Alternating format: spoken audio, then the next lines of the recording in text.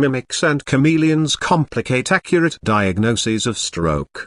Stroke mimics are medical conditions that look like strokes, while chameleons are strokes that look like other conditions.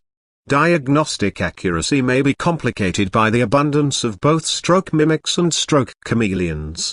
Neurologists from Loyola Medicine examined mimics and chameleons associated with ischemic strokes, which account for about 85% of all strokes.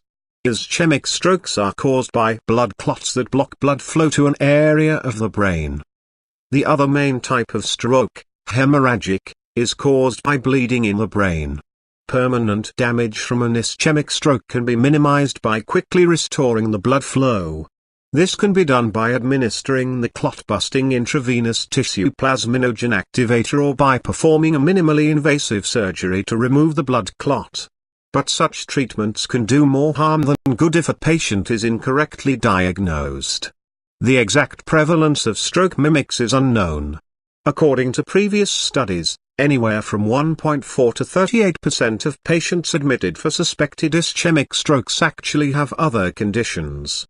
A wide range of conditions can mimic ischemic strokes, including seizures, sepsis, low blood sugar, dizziness, vertigo, drug and alcohol toxicity, brain infections, tumors and multiple sclerosis. CT angiogram helps in diagnosis. Shannon Hekstrom, a neurology resident, and Jose Billa, professor and chair of the Department of Neurology of Loyola University Chicago Stritch School of Medicine, write in the November 2018 issue of Neuroimaging Clinics of North America. In treating an ischemic stroke, it's critically important to restore blood flow within the first few hours before brain cells die. But fewer than 10% of ischemic stroke patients receive a clot-busting drug, and fewer still undergo surgery to remove the clot. One reason may be the prevalence of stroke chameleons. Stroke chameleons with non-specific symptoms, such as nausea, vomiting and decreased mental activity, pose a challenge when triggering patients in the emergency room. But often, such patients also have neurologic deficits that can indicate a stroke.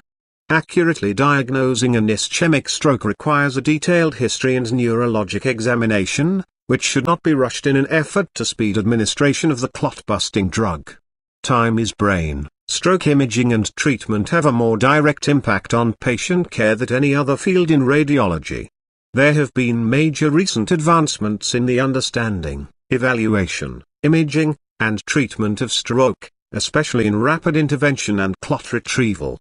Attention to subtleties of the neurologic examination and listening closely to patients remain critical for both diagnostic accuracy and development of sound clinical judgment. Thank you.